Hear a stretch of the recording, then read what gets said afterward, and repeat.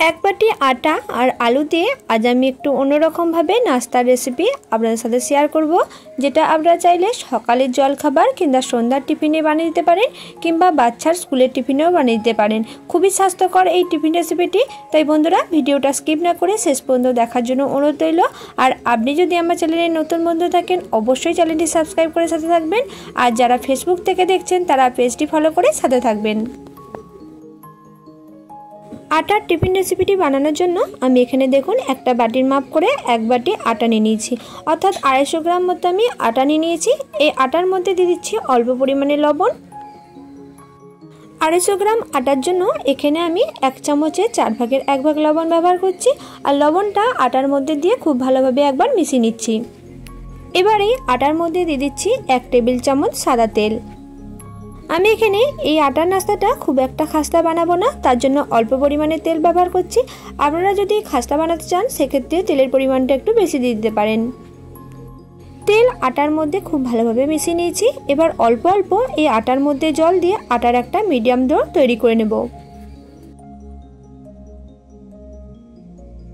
আটার মধ্যে অল্প অল্প করে জল দিয়ে আটার ডোটা দেখুন মিডিয়াম করে আমি মেখে নিয়েছি।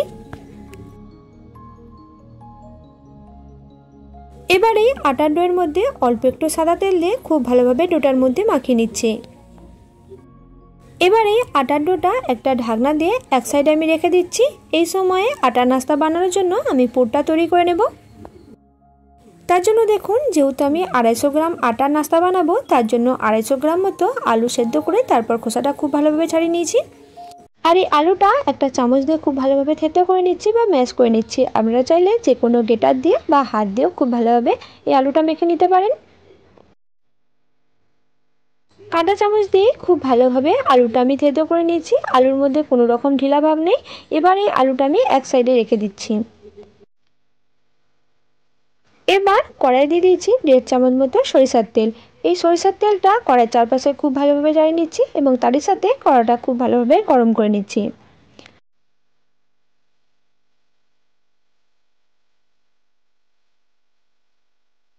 তেল খুব ভালোভাবে গরম হয়ে যাওয়ার পর এবার এই তেলের মধ্যে দিয়ে দিচ্ছি 1/2 চামচ মতো আদা কুচি। এবারে আদা কুচিটা বাদামি লাল রং করে আমি ভেজে নেব। আদা কুচি বাদামি লাল রং করে ভেজে নিয়েছি। এবার এর মধ্যে দিয়ে দিচ্ছি 1 চামচ মতো কাঁচা লঙ্কা কুচি। তারই সাথে এর মধ্যে দিয়ে দিচ্ছি একটা বড় সাইজের ছোট ছোট করে কেটে নেওয়া পেঁয়াজ কুচি। এবারে কাঁচা লঙ্কা কুচি এবং পেঁয়াজ কুচি হালকা করে আমি ভেজে নিচ্ছি।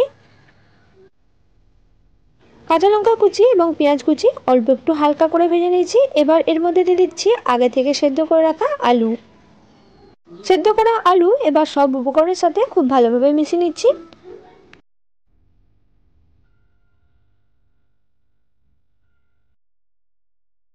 সেদ্ধ করা আলুর মধ্যে সব উপকরণগুলো খুব ভালোভাবে মিশিয়ে নিলাম। এবার এর মধ্যে দিয়ে দিচ্ছি পরিমাণ মতো ধনেপাতা কুচি। তারই সাথে এর মধ্যে দিয়ে দিচ্ছি বেশ কিছুটা পরিমাণে ভাঙা বাদাম। এর সাথে দিয়ে দিচ্ছি 1/2 চামচ মতো ম্যাগি মশলা। নাস্তার আলুর পুরটা খেতে যাতে একটু বেশি টেস্টি হয়, তার জন্য এখানে আমি 1/2 চামচ মতো ম্যাগি মশলা ব্যবহার করছি। আপনারা চাইলে এটা স্কিপ করে দিতে পারেন বা অন্য কোনো মশলাও দিয়ে দিতে পারেন। ম্যাগি মশলা আলুর পুরের মধ্যে খুব ভালোভাবে মিশিয়ে নিয়েছি। এবার এর মধ্যে দিয়ে দিচ্ছি 1 চামচের 4 ভাগের 1 ভাগ লবণ। লবণ আলুর পুরের মধ্যে মেশানোর সাথে সাথে এই আলুর পুরটা আমি 1 মিনিট মতো নাড়াচাড়া করে ভেজে নিচ্ছি। এতে করে এই নাস্তার আলুর পুরটা খেতে অনেকটাই বেশি টেস্টি হবে। নাস্তা বানানোর জন্য আলুর পুরটা আমি তৈরি করে নিয়েছি। এবার এটাকে একটা পাত্রের মধ্যে ঢেলে রেখে দিচ্ছি। এবার আটার নাস্তা বানানোর জন্য আমি যে আটার ডোটা মেখে ঢাকা দিয়ে রেখেছিলাম, সেই আটার ডোটা এবার থেসে থেসে খুব ভালোভাবে মেখে নিচ্ছি।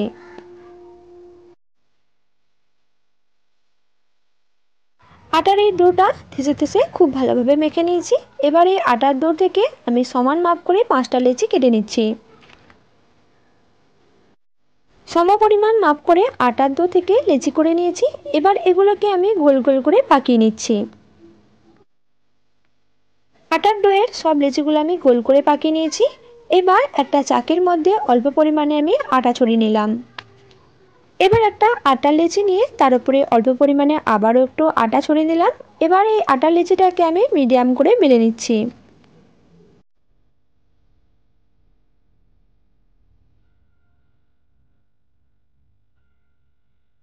আটার এই লেচিটাকে দেখুন মিডিয়াম করে বেলে নিয়েছি। এবার আগে থেকে যে আলুর পুরটা আমি তৈরি করে রেখেছিলাম সেই আলুর পুরটা মাঝ বরাবর গোল করে আমি দিয়ে দিচ্ছি।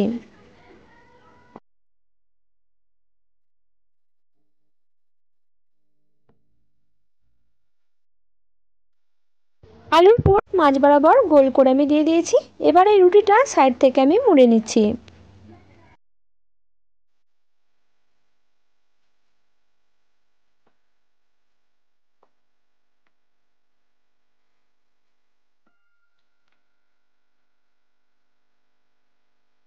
রুটিটা সাইড থেকে খুব ভালোভাবে মুড়ে নিয়েছি। এবার ঘুরিয়ে ঘুরিয়ে বাদবাকি অংশটা আমি কেটে নিচ্ছি।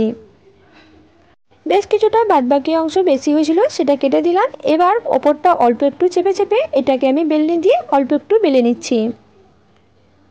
হালকা করে চাপ দিয়ে দুপাশটা খুব ভালোভাবে বেলে নিয়েছি। দেখুন একটা আটার নাস্তা তৈরি হয়ে গেছে। এইভাবে বাদবাকি আটার নাস্তাগুলো আমি তৈরি করে নিচ্ছি।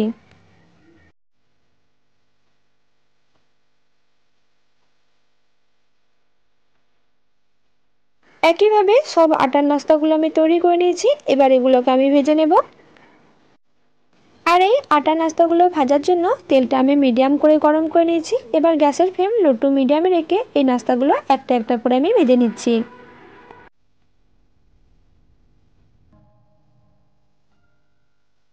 গ্যাসের ফ্লেম লো টু মিডিয়ামে রেখে দেখুন একটা নাস্তা আমি খুব ভালোভাবে ভেজে নিয়েছি। আর নাস্তাটার মধ্যে দেখুন কতটা সুন্দর একটা রং চলে আসছে। এবার এই নাস্তাটা আমি একটা ছান্তা দিয়ে ছেঁকে একটা পাত্রের মধ্যে তুলে রেখে দিচ্ছি। আটা আর আলু দিয়ে এই নাস্তাটা ভাজার পর দেখুন দেখতে কতটা সুন্দর লাগছে, কতটা লোভনীয়। তাই বন্ধুরা রোজ রুটি পরোটা না খেয়ে এইভাবে একবার আলু আর আটা দিয়ে নাস্তা বানিয়ে দেখুন, দেখবেন ছোট থেকে বড় সকলেই পছন্দ করবে। আর বন্ধুরা আটা আর আলু দিয়ে এই নাস্তা রেসিপিটি আপনাদের কেমন লাগলো অবশ্যই কমেন্ট করে জানাতে ভুলবেন না। আজকের মতো ভিডিওটা আমি এখানেই শেষ করছি। আপনারা অনেক অনেক সুস্থ থাকবেন এবং ভালো থাকবেন।